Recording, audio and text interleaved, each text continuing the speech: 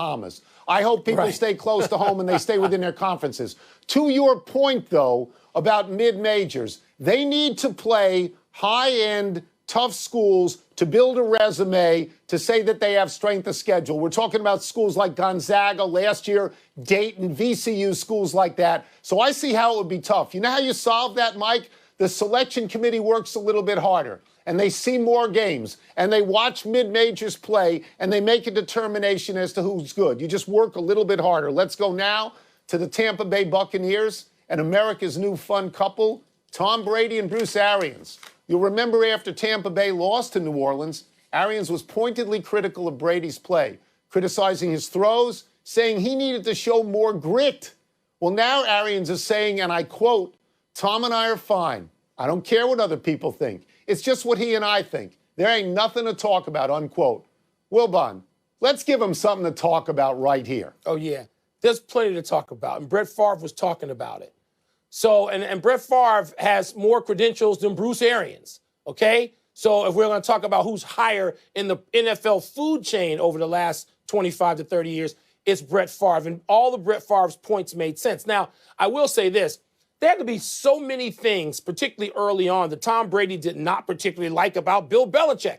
But the NFL ain't the NBA, and it ain't Major League Baseball, and you just don't say, hey, I'm out of here, or you don't hire or fire the coach. It doesn't work that way. So Bruce Arians sort of has Brady over a barrel, if you will. Brady's got to take this. There's nothing he can do. Make his shoot back on social media, but that's not Tom Brady's way. You talk about an ultimate team guy, other than screaming at his lineman on Sunday when he gets sacked. He's a team guy through and through to his core. So he's got to take it, right? No, yes, to some degree, but we're coming up on an election, and I want to talk about a great phrase from election night, which is let's wait until all the precincts are in. Arians may think there's no problem. We haven't heard from Brady yet. It's like Matt LaFleur may think there's no problem with Aaron Rodgers, but I think maybe there is a problem. In this particular case, I was stunned. As you know, I went on this show after Arians said these things, and I said, what? How many rings does Arians have exactly that he would criticize Brady? Brady's not out of college, Mike. He's not some kid. Right. He's a man. He's 43 years old. That's right. And if you make him angry and you destroy him psychologically because you think you're the smartest guy in the room, you end up with Blaine Gabbert. Blaine Gabbert. Is that what you want? But what can Brady has no recourse in this league. This ain't the NBA where you can get a coach, no matter how prominent, fired before the All-Star break. It's not that league. You don't have to get him Brady's fired. got to eat this. Well, to some degree he does. You're right. Because he's not trying to get Bruce Arians fired. But I think the problem with Bruce Arians may be that he thinks he's the smartest guy in the world, you know? And it's like that college guy, Mike Leach, who thinks he's smarter than everybody else all the time. You got Tom Brady. Back off a little bit. Let's take a break. I agree. Coming up, they play tonight. Could Joe Burrow have a better season than Wilbon's boy Baker Mayfield? Talk about two guys we shouldn't care about yet. And will the Celtics get Kemba Walker, who we should care about, on track against the Heat? It's time for Toss Up, where Wilbon plays the role of Jason Tatum and I play the role of Bam Adebayo. Big block, left-handed. What's first? I thought you did Toss Up. Who do you like in tonight's Game 2, the Heat or the Celtics? It's Game 2. I'm not backing off the Celtics just yet. I mean, it's Game 2. Gordon Hayward has been upgraded to doubtful. Probably won't play, but it does. Probably won't. You do get the sense he might play during this series. Game 3 or 4.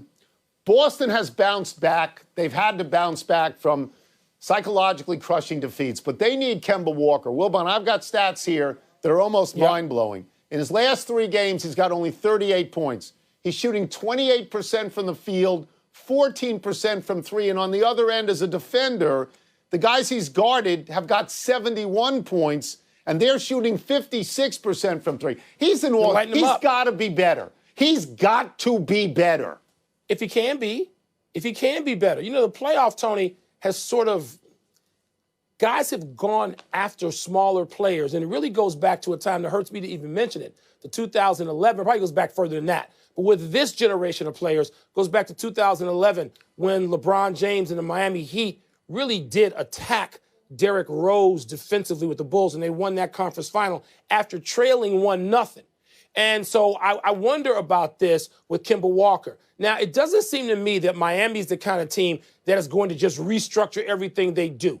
But there's a toughness about Miami that I think that starts at the top, and Pat Riley, and goes down through Spo and Jimmy Butler and all those guys. Tonight's going to be a tough game. I think Boston gets tonight's game because I'm counting on a 6 or 7 game series. But, Tony, I mean, Miami, man, it's going to be interesting to see how they come out. And are they going to go after Kemba Walker? The numbers that you just read suggest they should and that they might. I think Miami's a very good team. I think everybody plays their roles very well. It's a good team. Next. Last one, toss-up. They play each other tonight. Who do you expect to play better this season, Joe Burrow or Baker Mayfield? So there is a good statistic here right at the top. Baker Mayfield had an NFL low in week 1, 4.9 yards per attempt. I know that Mayfield is your personal punching bag, and I like Burrow a lot. I really love Burrow on the last drive. But to answer this question, I think Mayfield is going to have a better season for a variety of reasons. It's tough for young passing quarterbacks to come into the league and have great success. It wasn't that way with Peyton Manning. It wasn't that way with Troy Aikman. Mayfield's got better receivers, I think. And you know what? If Mayfield has a bad year, he could be out of the league, certainly be out of those commercials he's in. So I will say, as much as I like Burrow, that Mayfield will have a better year. You talk about two guys I don't care about. Actually, I like Joe Burrow. I like his feistiness on that great touchdown run he had last week. I like the last drive he had when they might have gotten hosed on the offensive pass interference call. So I like Burrow, and I find myself being able to root for Burrow. I thought the Cleveland Browns were going to come out and be better. It didn't mean I thought they were going to win week 1 in Baltimore, but I thought they'd be competitive, not 38-6 or whatever that was.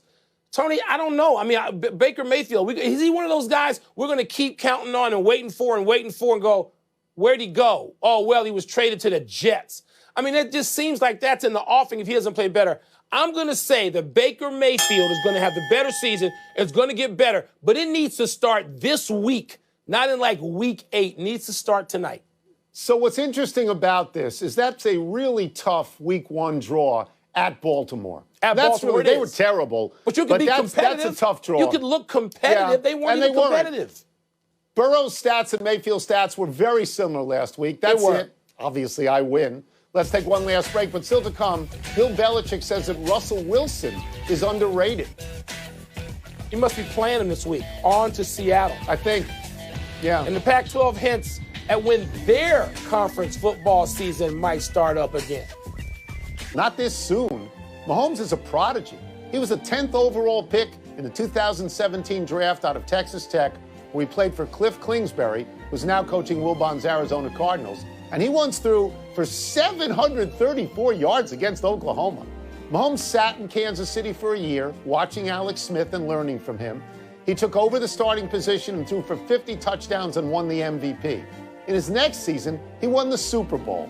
He has a 25-7 record, 79 touchdowns, only 18 interceptions. In the playoffs, he's 4-1 with 13 touchdowns and 2 interceptions. In 2018, before Mahomes had even thrown one NFL touchdown pass, Kingsbury said, quote, "I truly believe he will be the highest paid player in the history of the game when his contract comes up. I think he's that good," unquote. This past July, Mahomes signed a 10-year extension that could pay him $503 million. It is the largest contract in the history of American professional sports. Man, you just hope he stays healthy long enough to realize all this enormous potential, which started with a Super Bowl championship when he's so young. He was so great, Tony. It was so evident when he was sitting as like a redshirt season in Kansas City that Matt Nagy, who was on that staff then, he still wants to coach him. He doesn't want to coach the guy, either one of them he's got in Chicago. He wants to coach Mahomes. I mean, truly, there's no amount of overhype on this guy, is there? No, he's the best. Happy anniversary, Deion Sanders. On this day 32 years ago, with number 10 Florida State trailing number 3 Clemson in Death Valley, Deion Sanders turned toward the Clemson sideline and barked that he was going to take this punt to the house. And indeed, Deion went 76 yards for a touchdown. Now, this was before Deion was prime time. This was before he went to the NFL and became so feared as a DB that quarterbacks would not throw anywhere near him. This is when Deion was at Florida State, and Florida State under Bobby Bowden was great. This particular Florida State team went 10-1. In the 1990s, Florida State was the most successful college football team in the country, winning 89% of their games. From 1987 to 2000, Florida State finished in the top 5 of the AP Final Poll 14 years in a row, an NCAA record. Florida State now is hot garbage. After a volatile offseason with several players complaining about how the coaching staff handled the coronavirus, Florida State is 0-1 under new coach Mike Norvell after losing to Georgia Tech.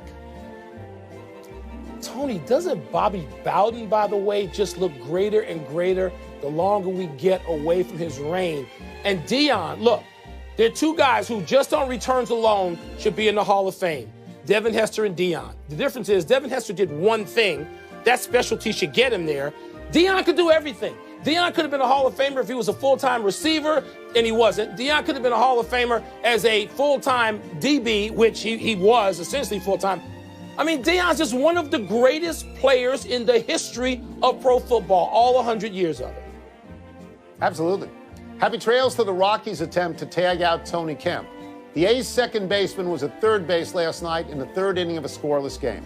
Kemp decided to run home on a ground ball to first. Rockies' first baseman, Josh Fuentes, fielded the ball, ran a bit towards third, and then fired it